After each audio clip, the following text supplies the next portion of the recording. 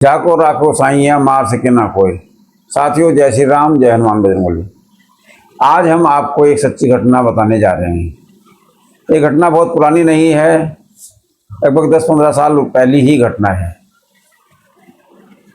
कहानी इस प्रकार है कि मेरे स्वयं के फूफा जी, जो कि बड़ीवाला गांव में रहते थे। एक बड़ीवाला गांव है, जिला मुजफ्फरनगर में, थाना छपार पड़ता है, रई के पास है। वहाँ निवास करते थे। वर्तमान में वो ऋषिकेश में निवास करते हैं, इसलिए मैं कह रहा हूँ कि निवास करते थे। ये दो भाई थे, हरेंद्र कुमार बड़े भाई, छोटे भाई रामचंद्र गुप्ता। दोनों के मकान बड़ीवाले गांव में ही थे। बहुत संपन्न परिवार था, खुशहाल कोठी थी, खुशहाल परिवार था, आलीशान कोठी थी और कई सौ बीघे जमीन थी उनके पास। तो इलाके में उनका पूरा दबदबा था, अच्छी दुकान थी, सब काम थे उनके पास। तो होता क्या है कि एक बार जो हरेंद्र कुमार गुप्ता जी थे, बड़े भाई, उनकी मेरे फूफा जी के दुकान पर बैठे हुए थे। पास के ही गांव के कुछ व्यक्ति उनके पास आए, उनसे बहसा ही हो गई। उन व्यक्तियों ने ठान लिया कि इसे सबक सिखाना है। तो उनका एक छोटा लड़का, हरेंद्र जी का एक छोटा लड़का, एक विद्यालय में पढ़ता था। जब वो विद्यालय से लौट रहा था तो उन्होंने उसे अपहरण कर लिया। अपहरण करके वो उसे एक ईख में ले गए। पास में ईख था गांव के, वहाँ पर ले गए और बांध कर डाल दिया। फिर उन्होंने उस ईख से ट्रांसफ़र करके किसी सड़क के किनारे दूर जाकर एक दूसरे ईख में डाल दिया। इस प्रकार उन्होंने उसके बैग में एक पर्ची रखी और उनके घर पहुंचा दी। सूचना पहुंचा दी कि आपका बच्चा अपहरण कर लिया गया है और आप इतने रुपए की फिरौती हमें दे दीजिए। लेकिन उन्होंने एड्रेस नहीं लिखा, कहाँ पैसा देना है, क्या करना है। 2-3 दिन हो गए, कोई बच्चे की सूचना नहीं मिली। उन्होंने थाने छपार में रिपोर्ट लिखवाई, इधर उधर सूचना दी, लेकिन बेकार। उधर वो बदमाश इंतजार करते रहे फिरौती की, लेकिन उन्हें पता न होने के कारण, एड्रेस न होने के कारण उन्हें फिरौती भी नहीं मिल पाई। अब बदमाश सोच रहे थे इस बच्चे का क्या किया जाए, हमने उठा तो लिया है, यदि छोड़ दिया जाए तो भी गलत।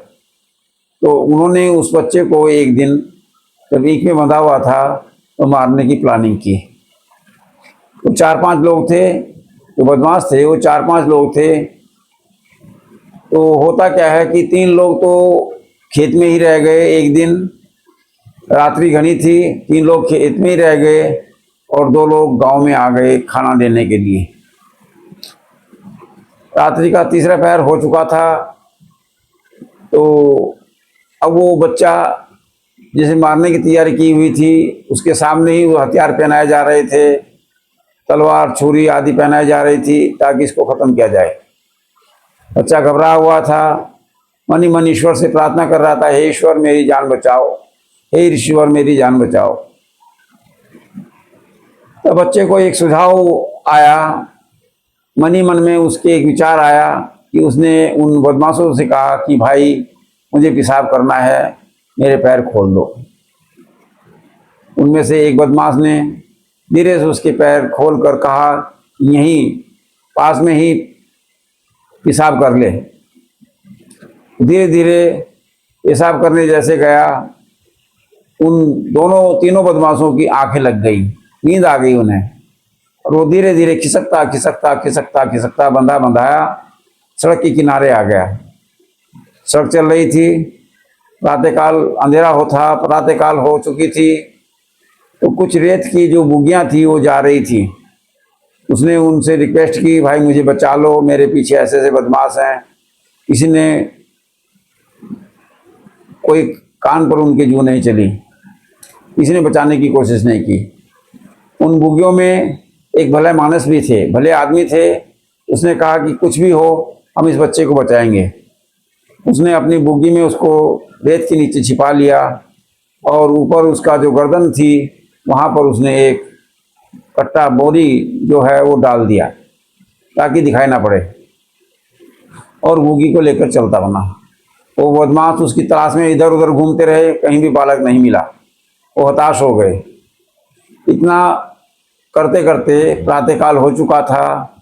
वो व्यक्ति उस बुग्गी को लेकर, उस बच्चे को लेकर थाना छपार में पहुंच गया।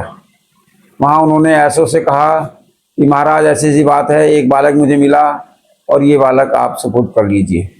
उस बालक की रिपोर्ट वहाँ पहले से ही लिखी हुई थी। ऐसो खुश हो गया कि वो बालक मिल गया। उसने उसके घर सूचना दी, सारे में एक खबर फैल गई कि बालक मिल गया।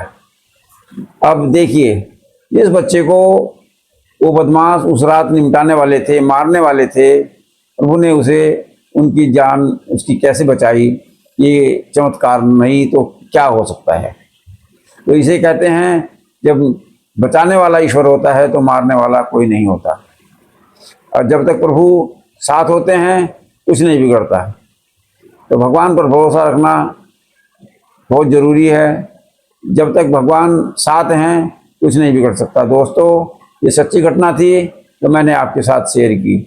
आपको ये घटना सुनकर ईश्वर के चमत्कार का एहसास होगा ही होगा। धन्यवाद।